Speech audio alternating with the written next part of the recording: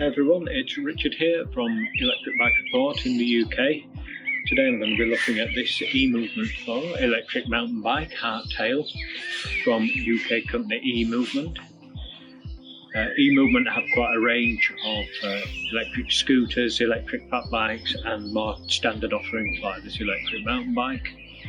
We've recently done the Hunter Plus review for them as well. That's an electric fat bike that folds, so check out that review as well.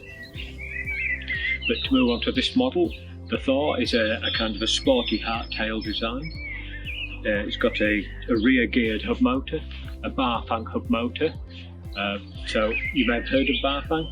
They've got a reputation for producing very reliable, durable hub motors fitted to a lot of them e-bikes at the more budget end of the spectrum.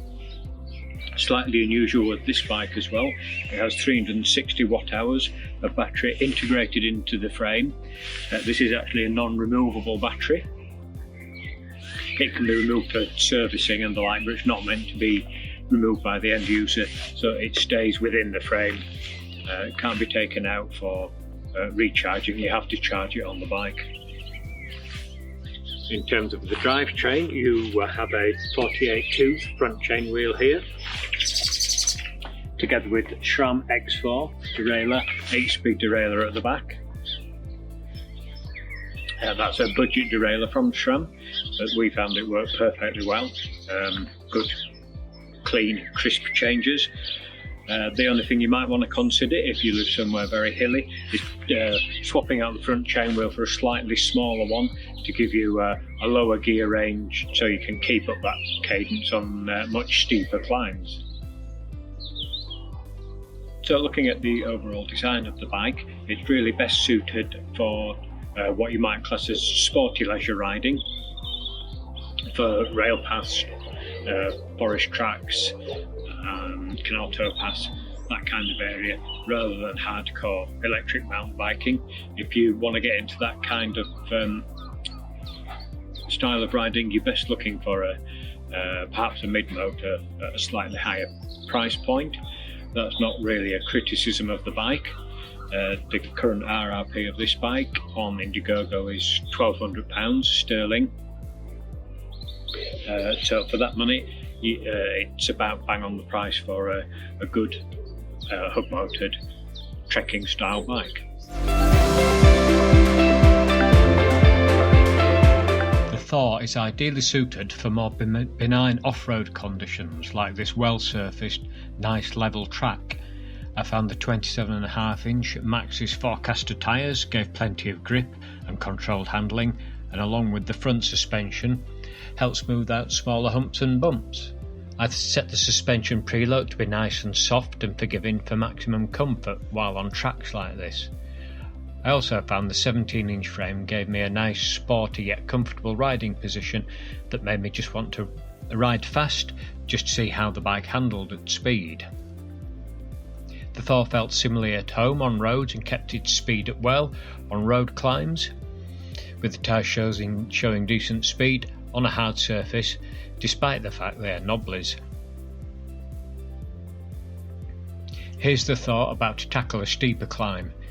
There's no problem on the less steep, lower section, but when hitting the steepest part of the slope, a pretty steep 1 in 6 or 15% climb at its steepest, the bike slows and I'm clearly putting in a lot more effort. This is where the lower gearing would have been useful to keep the pedals spinning and the motor working more efficiently and to make it less of an effort. The motor helps, but I was still fairly out of breath at the top. The Thor was very enjoyable to ride on easygoing MTB tracks like this fairly fast descent.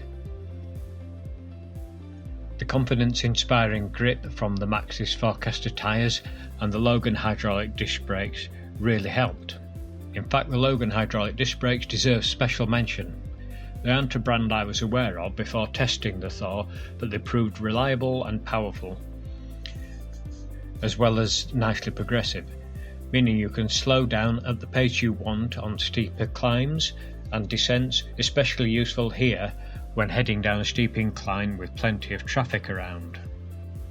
On even faster roads, the Logan hydraulic disc brakes also came into their own, allowing safe negotiating of busier and even faster traffic. The Spanninger LED is also a useful safety feature as a daytime running light in such busier traffic. All in all, it's a great combination to allow safe but fast manoeuvres like this right turn.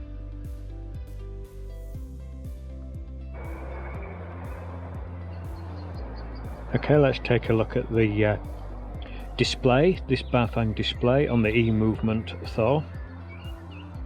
This is your home screen that you see all the time. There's just the one screen on the display, but it does contain quite a lot of information. You have a speedo here, you can see up to 25 miles an hour. Nice clear display that seemed to work very accurately. And what I found perhaps most useful on the display was this power meter showing you your power delivered by the motor, going up to 750 peak watts.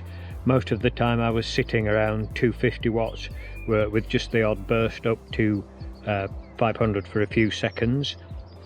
So the motor's rated at 250 watts, which is the continuous power output, so it seemed pretty much in line with the motor rating. It just helped really you to judge when the motor was coming in and out, and when you could put the power down to get the most power out of the motor. Along the bottom there you can see it's very easy to change the 3 power levels. I've actually got it set to 3 power levels, although that's a customizable field, and you've the usual data across the bottom. That's the trip distance it's currently on, but you've got the usual suspects of odometer, maximum speed, average speed. That's an estimated range that changes as you scroll through the different power settings. So as you can see on the bottom power setting, I've got an estimated 40-mile range, which is probably actually a bit generous for my kind of riding, but wasn't too far off the mark. But a really nice feature is the fact that you can get into the actual background settings here and customize one or two of them. So there you have that list of customizable settings. Quite a number of settings you would expect to see, such as the brightness of the screen, and also a number of background settings which you wouldn't really want to touch, such as the wheel size and the speed limit. And perhaps most useful of all there, if I can just go back into that, most useful of all there is the light sensitivity, which judges when your front light automatically comes on and off. And I also found the pass setting there for the number of levels of pass setting very useful. I set it down to a minimum of 3, although it goes up to 9, simply because 3 was all that was needed for my style of riding.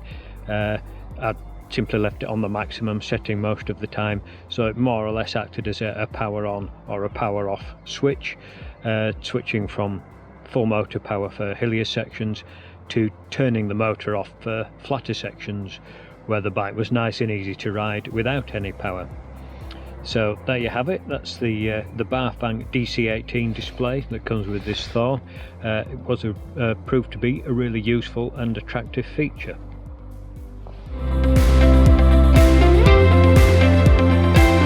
So how would I sum up the E-Movement Thor? Well, at an IndieGoGo price of £1,200, that's really an affordable entry-level price for those looking to get out and about on tarmac and more challenging trails and want a hardtail trekking e-bike to tackle them. In particular, it's got some nice extra touches that take it just above the budget level price of £1,200. Most notably, this Bafang DPC18 full colour display. I really like the customisation features you get on that. and also the fact the bike comes with automatic sensing on the front light. So all in all, the Thor looks to be what I'd class as a solid purchase at an entry-level price. It looks ideal for those wanting to get out and about on the trails. If you don't need a mid-drive for much steeper riding, or you don't want the extra expense of a mid-drive, the Bafang motor system should be a good, reliable choice as well. So if you want to keep up to date with future reviews, you can subscribe below. And thanks for watching. Hope to see you next time for the next e-bike review.